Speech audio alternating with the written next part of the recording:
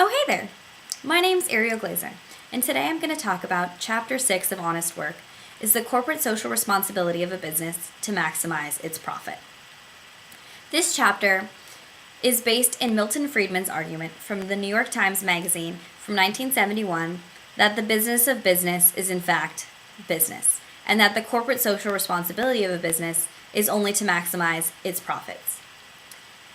His argument relies on the concept of managerial capitalism, which, as Edward Freeman, not to be confused with Milton Friedman, defines on page 223 of Honest Work. In return for controlling the firm, management vigorously pursues the interests of stockholders, which Milton Friedman asserts as profit alone. His argument is based in the assertion that private institutions shouldn't be making public decisions. This chapter is formatted so that various authors address Friedman's argument from different perspectives. Christopher Stone outlines his argument by addressing 4 points in favor of Friedman's and rebutting their foundation in the assumption that, by buying stocks, stockholders have designated management as their agents with the sole purpose of maximizing profit. French approaches the issue by building an argument that asserts that corporations should be treated as moral persons because of the corporate decision-making structure. Edward Freeman introduces the stakeholder theory of the corporation, defining stakeholders as owners, suppliers, employees, customers, management, and the local community.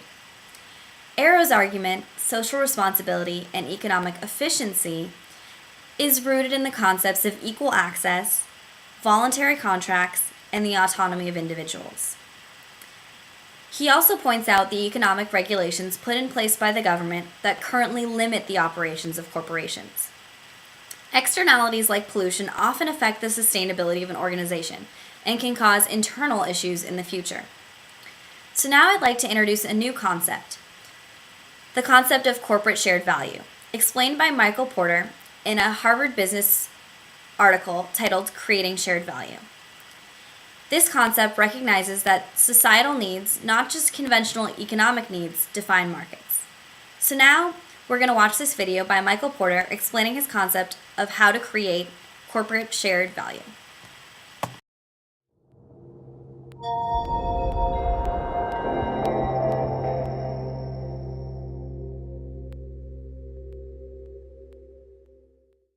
The basic idea of which we call creating shared value is about actually applying the capitalist model to addressing issues in society. Issues like hunger, issues like environment, issues like water, issues like health. I've heard a lot about corporate social responsibility. There's been an acceptance that companies somehow have something beyond the immediate profit motive. Well, how does what you're proposing differs from that? Well, I think we're in a sort of a logical progression. I think that CSR was an effort in companies to be responsible. They need to contribute to the community.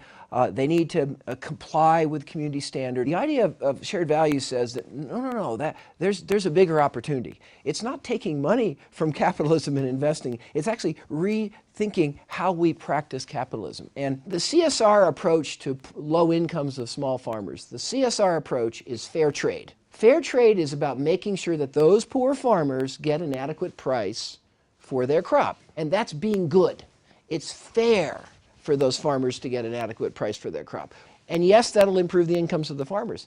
But that's not a sustainable solution. That's just redistribution. This other model of procurement is very different. It says if you act as a capitalist, if you're a smart buyer, if you help your supplier improve, that allows tremendous improvements in the farmer's income. The farmer can increase their yield, they can increase their quality, they get higher prices, and you raise their income not by charity, not by being a good corporate citizen, but you actually raise their income by being a better capitalist. It's a win-win. By serving a societal need where there's a gap or a limit or where people are unhealthy or where people are not having adequate shelter or can't get clean water or all the things that we've traditionally defined as social issues. By using capitalism and business thinking to kind of stretch and solve those problems, then shared value is created. You developed the concept, and I think you've developed particularly three areas. One has to do with the product itself. The shared value idea says, well, there's many social dimensions that can be embodied in a product, And there's often customers whose needs that have not been served that are available. So there's the product opportunity. The second opportunity has to do with what I call the value chain. If we look at that value chain with a kind of shared value perspective, again, we open up new opportunities to save energy, save packaging, have more beneficial impacts on our suppliers that benefit them and their employees. And then the third bucket has to do with what I call a cluster. That is the businesses and institutions around a company. And the better that ecosystem is, the more effective and competitive the company can be. So the idea here is actually to get capitalism working not against the interest of society and the community, but actually integral to addressing the problems of society and the community. If we want to change the attitude of the public to business, it's going to be based on what we in business do, what we achieve, what we accomplish. And this is a way of getting businesses thinking about that question.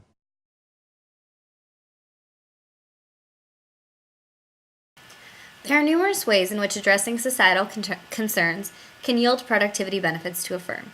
Consider, for example, what happens when a firm invests in a wellness program. Society benefits because employees and their families become healthier, and the firm minimizes employee absences and lost productivity. This graphic depicts some areas where the connections are strongest.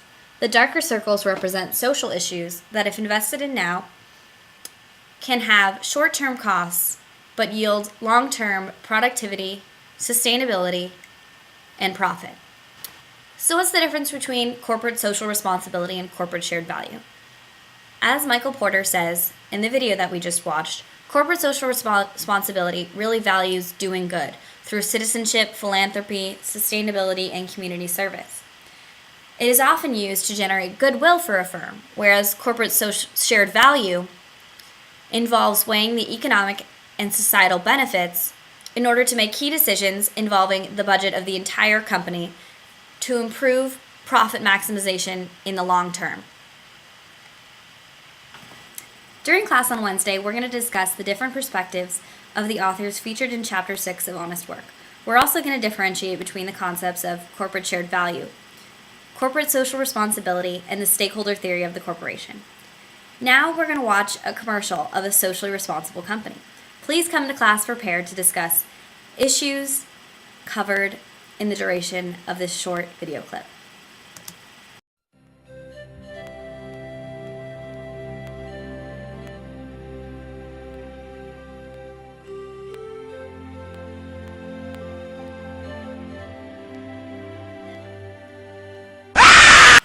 Gotcha!